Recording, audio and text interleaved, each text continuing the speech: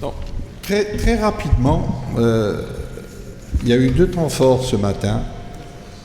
Le premier temps fort présentait l'entreprise, le visage de l'entreprise beautiful, comme on dit.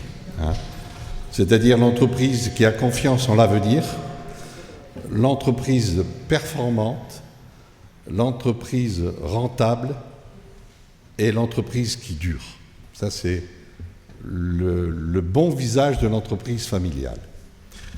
Le deuxième temps fort qui vient de s'achever nous a montré une entreprise moins belle, c'est-à-dire une entreprise où il y a des conflits, où on doit choisir des statuts qui permettent des règlements, des contrats.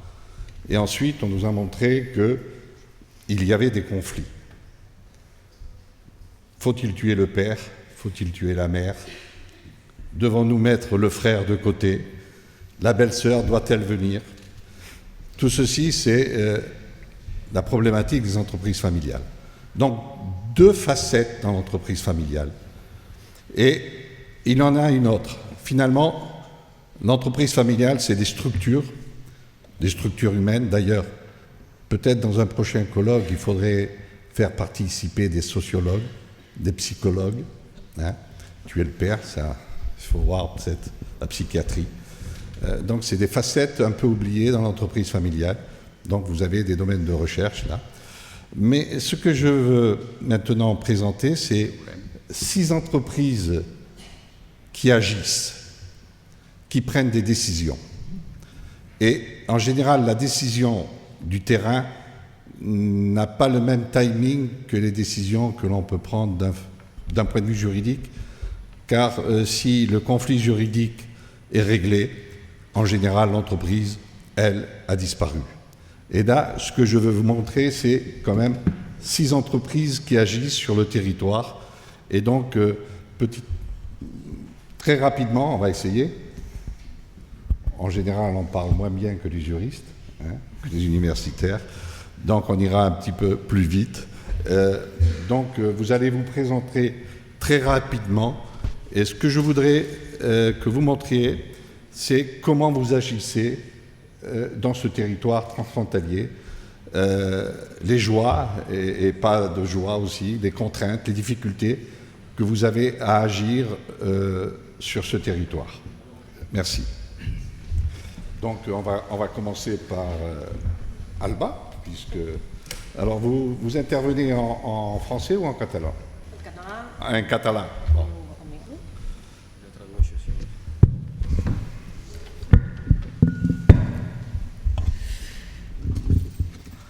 Hola a tothom, nosaltres som Mas Mercè, que som una empresa que actualment fa 10 anys que nosaltres estem en ple rendiment, en professionalització, però realment som 6 generacions que portem endavant aquesta empresa. De fet, ells es dedicaven al pasturatge.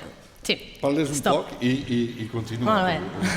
6 generacions d'activitat. Has parlat de 10 anys? 10 anys d'empresa professional, sí.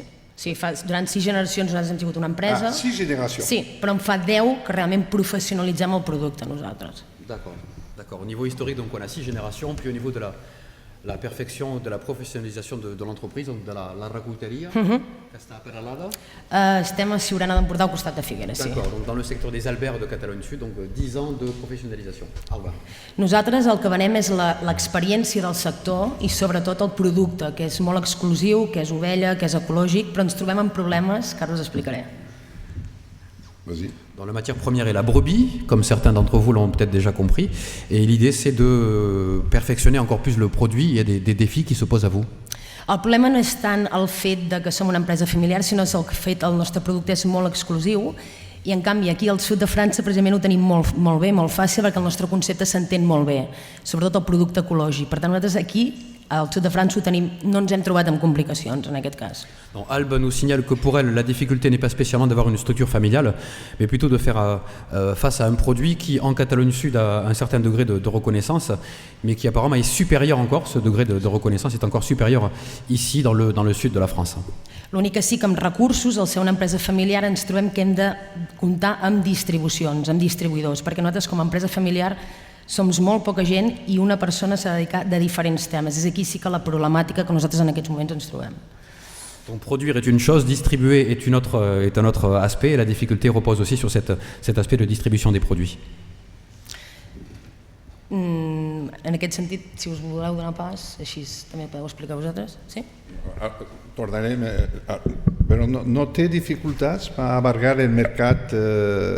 En aquest cas, com que producte d'ovella ecològic, en aquest cas com el nostre, que és una ovella molt específica, en el sud de França, per exemple, és un producte molt buscat. Per contra, a Catalunya, el concepte de consum d'ovella no existeix.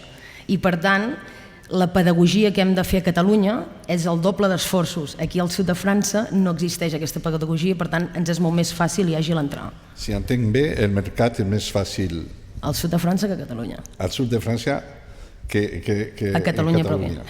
Donc, on est en train de nous expliquer que finalement, elle a plus de facilité du fait qu'elle vend un produit biologique.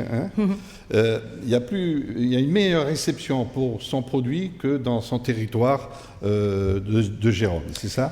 Sí, perquè exactament a Catalunya el consum, en aquest cas de làctic, és molt directament proporcional a la vaca o a la cabra, però l'ovella és un producte que costa molt. En canvi, aquí teniu el concepte ecològic, sobretot molt més desenvolupat que nosaltres. Entonces tot va bé. Per això ho dic, en aquest cas, jo, Mas Mercè, en aquest cas, trenco una mica l'estadística de tot avui. Sí. És optimisme, és optimisme. Pardona. Quelques détails sur ce qui a été exposé. Donc, l'observation d'Albe est que le lait de vache, has parlat de cabra també?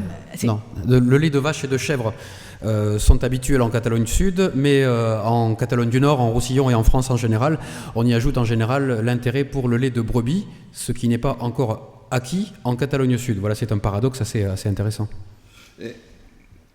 Si venim un poc, no n'hi ha hagut ningú conflicte en la família, tot passa bé? El problema familiar és entendre, perquè actualment nosaltres, els 10 anys aquests que portem, la família, al capdavant hi ha el fill de l'últim pastor de la família, hi ha el contrast generacional del qui creu en què no s'han d'adaptar a les noves tecnologies i l'actual gerent, que és en Manel, que sí que ha de creure que s'han d'adaptar. És un xoc una mica cultural, però s'està tirant endavant des de fa 10 anys. O sigui que... L'évolution depuis 2005-2015, depuis 10 ans, c'est qu'en fait, il figurait encore à l'époque dans l'entreprise La Recolteria le dernier berger de la famille, dans la continuité des 6 générations. Et aujourd'hui se pose le challenge des nouvelles technologies, etc., donc d'une transition historique importante. Merci. Senyor Cornellà, passarem poc a poc. En français? En français ou en français, si vous voulez. Bon, merci. Bonjour. Merci pour m'inviter à ces colloques. A été très intéressant pour avoir des idées de la gouvernance de l'entreprise familiale. Moi, je suis la 3e génération. Pourtant, j'aurais peut-être l'honneur de créer l'entreprise. Non. Notre expérience, c'est tout juste l'opposé d'Alba, parce que le café, c'est un produit mondial, c'est un produit qu'il n'y a pas de frontières, c'est un produit universel. Et ainsi, c'est un produit où, dans notre pays, à l'Espagne et aussi à la France, c'est un produit aucun grain de café, c'est un produit tropical, exotique. Pourtant, ça peut-être pouvait dire que notre expérience à l'autre côté de la frontière devait être facile, devait être simple, devait être sans problème. Ça n'a été pas le cas.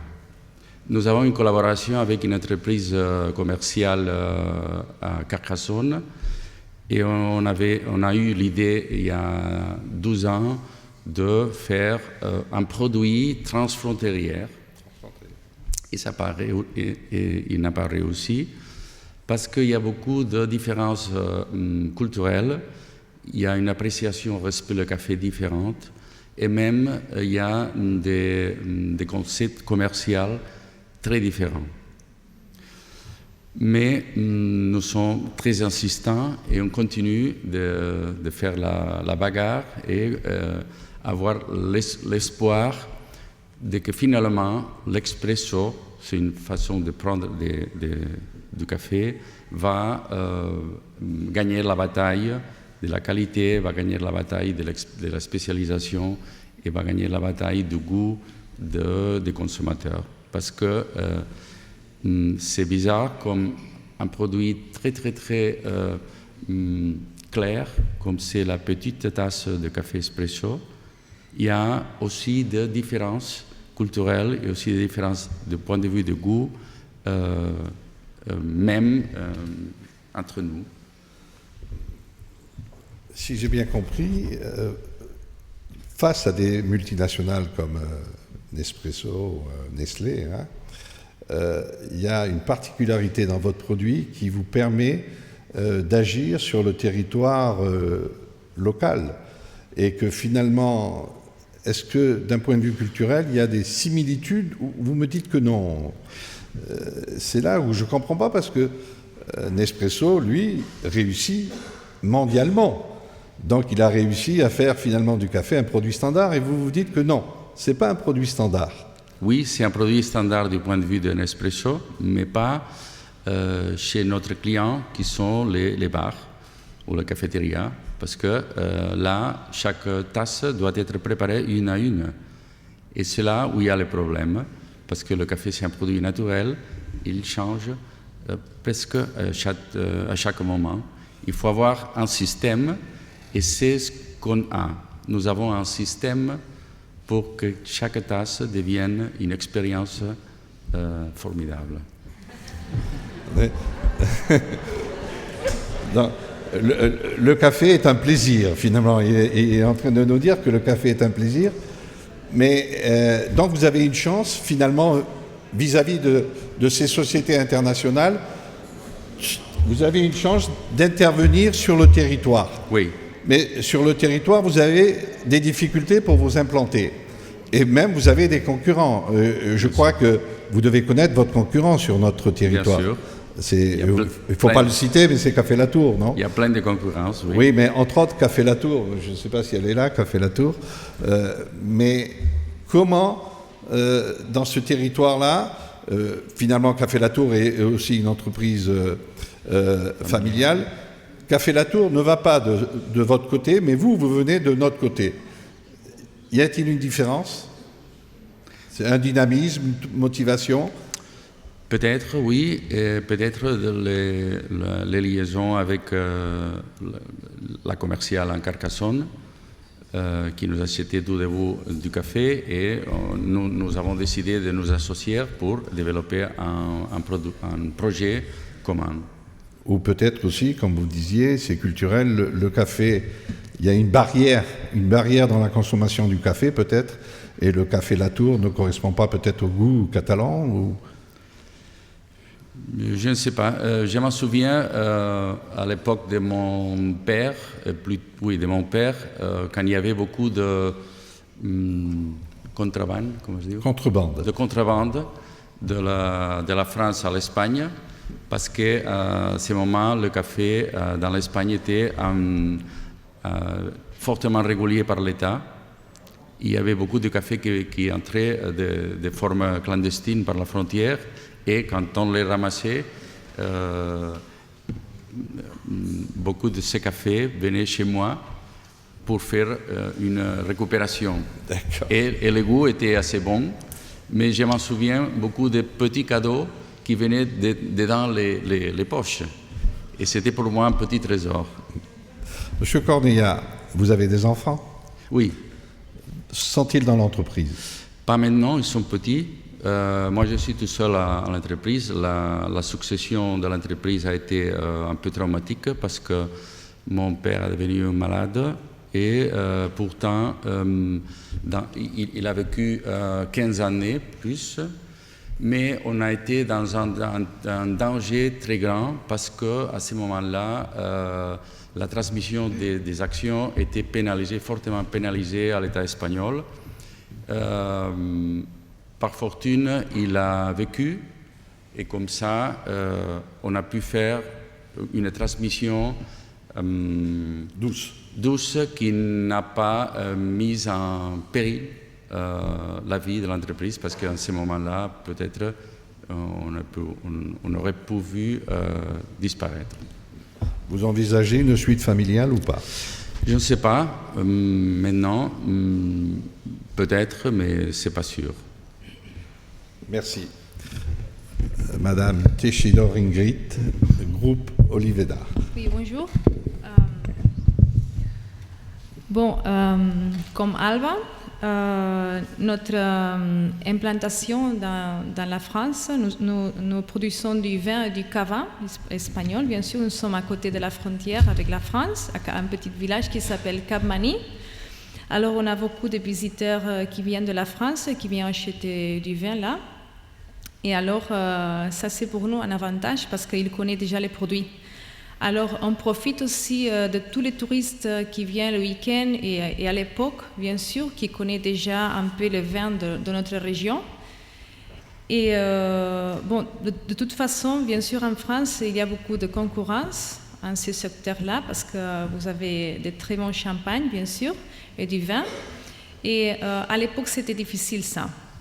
Mais ce qui nous a fait faire beaucoup de ventes ici en France, c'est la crise qu'on vit maintenant, qui a fait que les gens ne dépensent pas beaucoup d'argent comme à l'époque avec les champagnes et qui cherchent un produit substituteur un peu au champagne.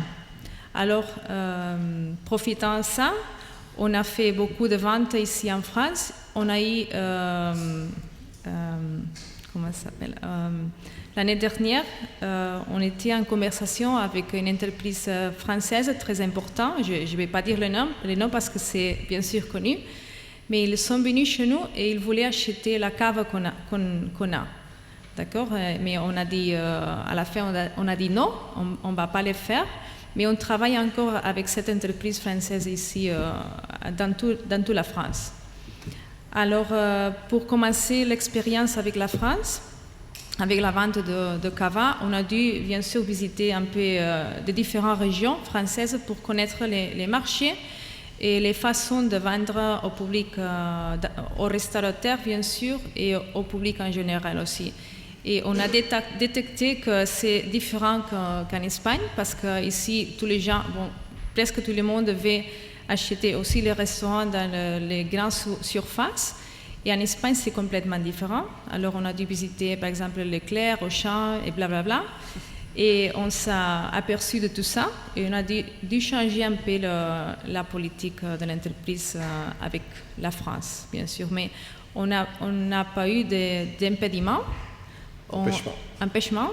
On a réussi, on est très content, on travaille beaucoup avec la France. Et ça, c'est une chose personnelle que je veux dire que pour notre entreprise, les Français, et parler les Français, c'est important. Tout le monde qui travaille chez nous parle le français parce que nous avons beaucoup de clients de la France qui viennent acheter chez nous. Si je dois conclure, je pourrais citer un slogan: il vaut mieux acheter un bon cava qu'un mauvais champagne. Voilà. Non, c'est ça. C'est bien. Voilà. D'un point de vue familial, vous êtes l'héritière, vous êtes quelqu'un de l'extérieur. Non. Vous êtes rapporté, vous n'êtes pas rapporté. Nous sommes dans la 3e génération aussi. Et je m'occupe de l'exportation, je suis la belle-fille de la famille et j'ai apporté beaucoup d'énergie et c'est pour ça qu'on a réussi, bien sûr.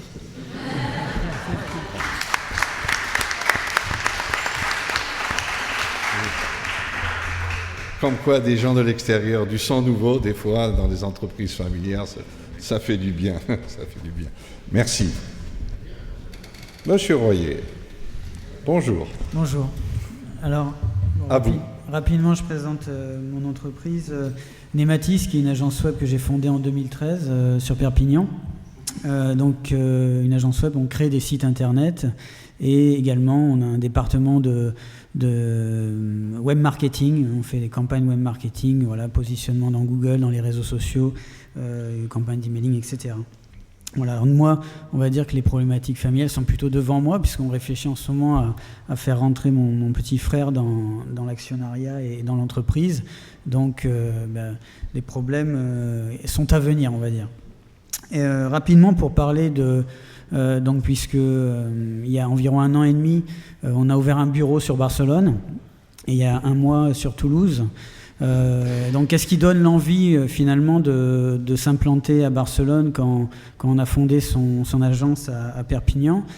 Alors, je vais vous faire un très rapide historique. Tout simplement, un jour, régulièrement, comme chaque année, je fais le salon du e-commerce à Paris. Là, je rencontre un prospect qui est sur Barcelone, qui est un Français, qui a une start-up qui est installée à Barcelone. Et puis du coup, comme on est qu'à 1h20 maintenant avec le TGV de Barcelone, je vais le voir parce qu'il était intéressé par mes services. Et puis on commence à travailler ensemble.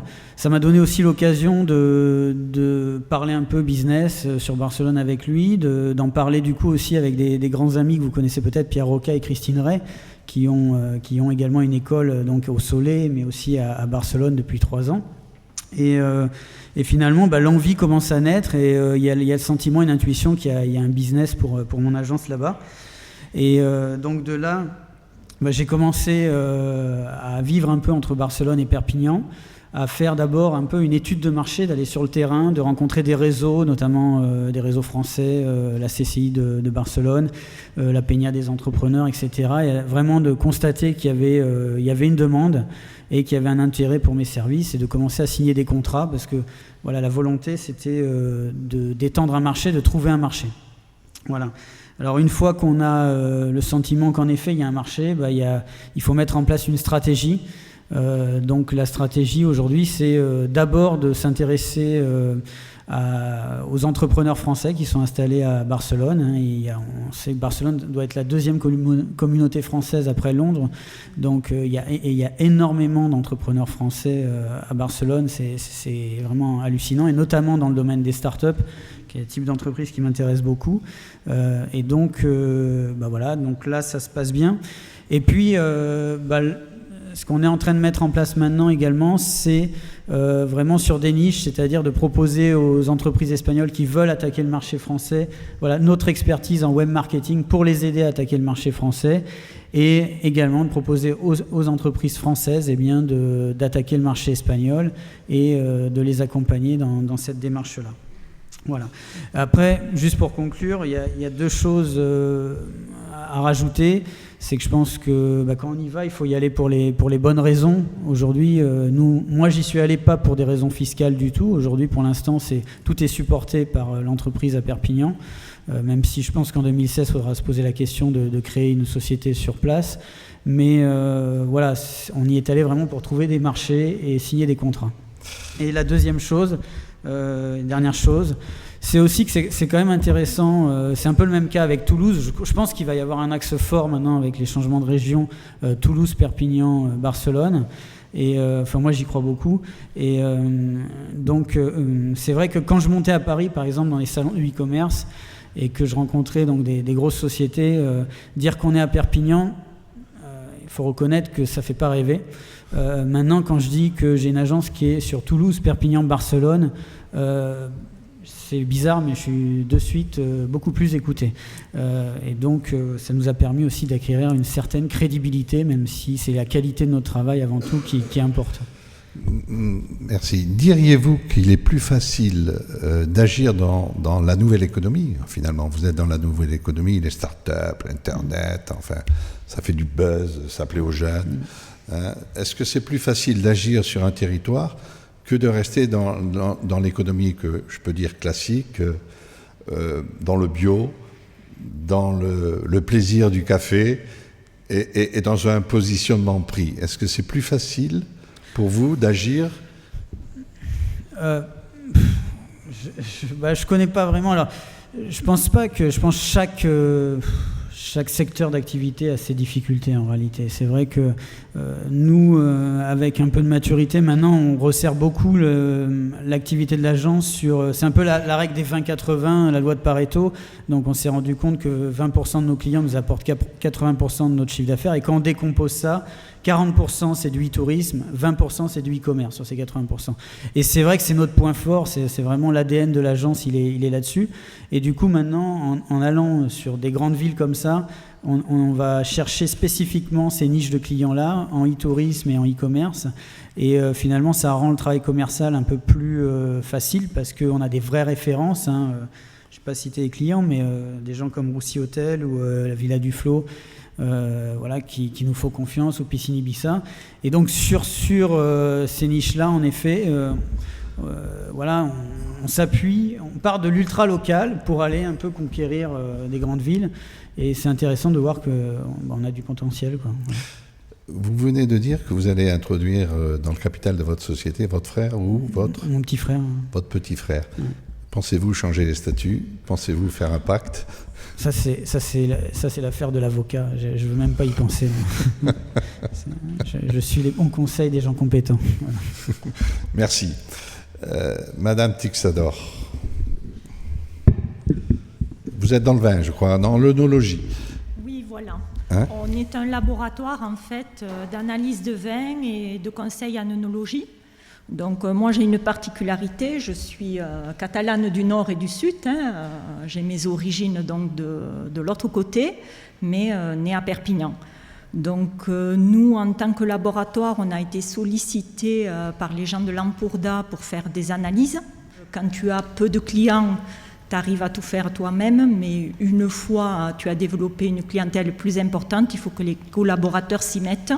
Donc il a fallu former au catalan et à l'espagnol certains des collaborateurs. Donc ça prend quand même pas mal de temps pour parler couramment une langue, surtout que nous c'est quand même très technique, donc il faut une aisance bien particulière. Donc il y a eu ça. Ensuite avec l'Empordà, on a à peu près on a les mêmes règles de vie, on a les mêmes racines, on va dire. On n'a pas trop de difficultés pour travailler avec eux du point de vue français, on va dire. On a les mêmes façons de gérer une entreprise, de travailler ensemble. Tandis que quand on est allé dans le Penedès, là on s'est attaqué à une autre sorte d'entreprise, même si elles sont familiales, ce sont de très grosses entreprises qui n'ont pas le même souci de fidélité que ce que nous on a dans notre Roussillon, ou même sur le côté Empordà, où on a des entreprises avec qui on travaille depuis plus de 50 ans ou plus de 70 ans. Donc là, il a fallu créer une autre stratégie, et notamment le gros souci qu'on a eu, au-delà de la connaissance des marchés qui a été faite de façon assez brutale, puisqu'apparemment en Espagne, le secteur privé dans le monde de l'analyse œnologique n'existe pas. C'est dans le secteur public que tout se fait. Donc on est arrivé, nous, avec des tarifs et des délais d'analyse qui sont ceux du privé, donc qui sont à la journée, alors que chez eux, ils étaient habitués à des délais d'analyse de plus d'1 mois. Donc il y a eu un gros changement.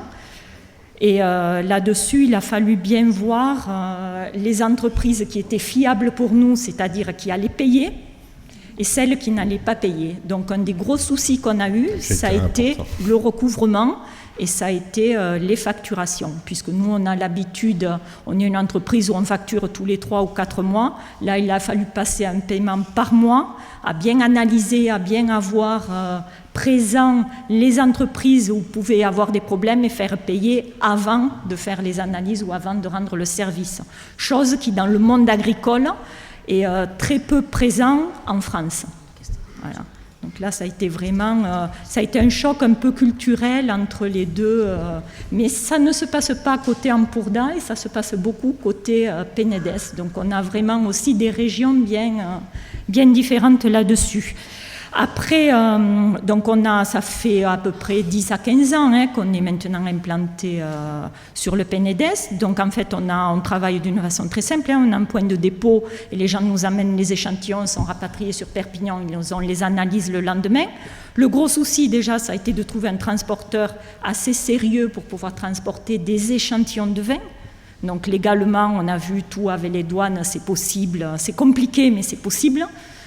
Donc ça n'a pas été un souci, mais après ça a été de trouver un transporteur qui accepte de prendre, des fois c'est 10 échantillons, des fois c'est 200, des fois c'est 50, donc quelqu'un qui accepte de prendre quelque chose de façon irrégulière. Donc ça a été assez compliqué. Voilà. Ensuite, donc, nous, on a des problèmes de législation, on crée des documents officiels. Donc on peut, nous en France, créer ce qu'on appelle des rapports export. Donc en Espagne, on a des clients qui nous demandent de le faire, sauf que c'est un monopole d'État en Espagne, donc on ne peut pas développer certaines analyses par rapport à ça. Voilà, donc il faut quand même suivre de très près la législation, parce que même si on est en Europe, même si les législations sur le fond sont les mêmes, les gens qui les appliquent et les organismes qui les appliquent sont très différents d'un pays à l'autre. Et pour nous, ça a posé de gros problèmes, puisque quand tu es habitué à traiter avec le ministère de l'Agriculture pour certaines choses, avec les chambres de commerce pour d'autres, et en Espagne, c'est totalement différent. Donc il faut se renseigner, aller voir les gens et faire tout ça. Donc voilà, c'est quelque chose qui marche bien, mais il faut prendre certaines précautions, comme un petit peu partout. Mais là, chez nous, où on n'a pas beaucoup de problèmes de ce type-là, on les a rencontrés sur certaines régions. Merci de votre témoignage. Finalement, on est à un même territoire, mais il est difficile de travailler dû aux réglementations, surtout vous qui avez des documents officiels, non ? Oui. Ça, on est soi-disant dans une même Europe, et c'est vrai que quand tu regardes de près, les documents officiels ne sont pas du tout les mêmes d'un pays à l'autre. Très bien. Monsieur Cuadrado, j'ai appris que, et ça va faire plaisir en catalan, vous vous occupez de la pelouse du Nou Camp, c'est vrai ça ? C'est vrai. Enfin, je m'occupe. J'ai fourni du matériel pour la maintenance du Nou Camp. Oui, c'est vrai. C'est une société de Hollot qui se charge de cet entretien. Enfin, mon activité, c'est surtout, j'ai créé une SARL, ça fait maintenant bientôt 11 ans.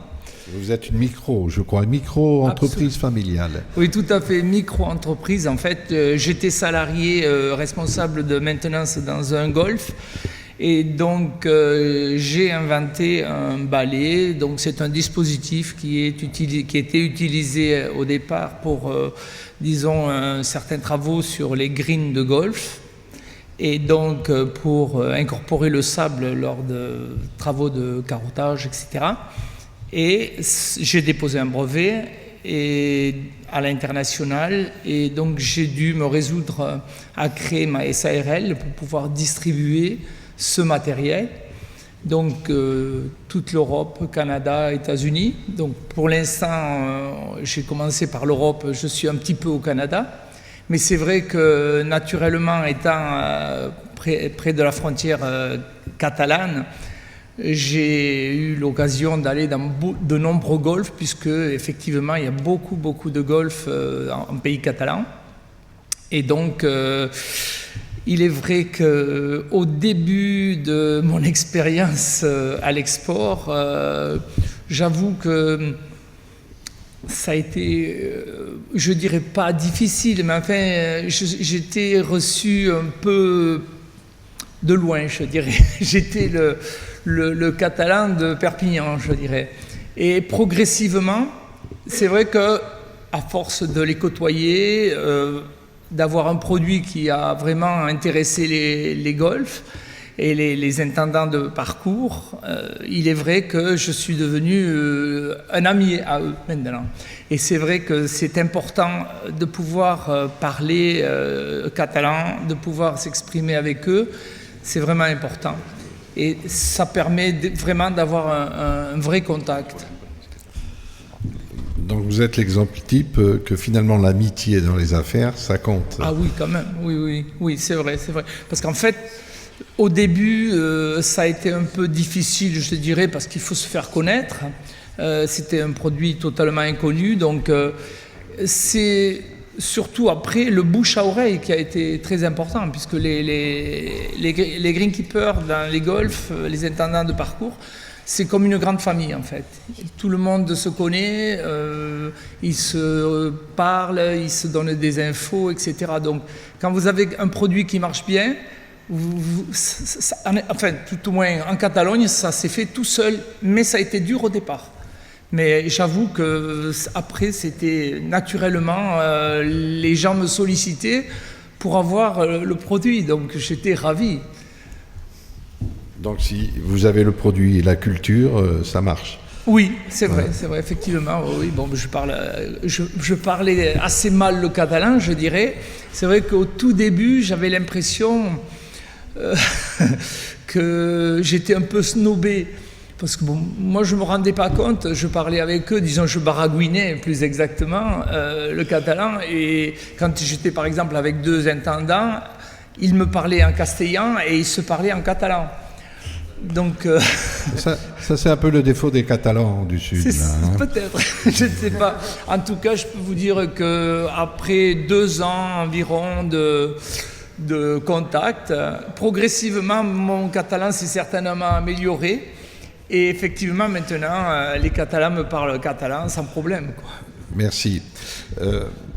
Il est bientôt l'heure d'aller manger, mais avant d'y aller, est-ce que des questions à poser à ces entreprises de la part des juristes ou plutôt de la part des jeunes étudiants là? Peut-être vous avez quelques questions, sinon nous allons passer à quelque chose d'agréable, c'est-à-dire s'alimenter. Pas peut-être avec des produits bio, mais bon. Pas de questions? Bon, merci à vous tous.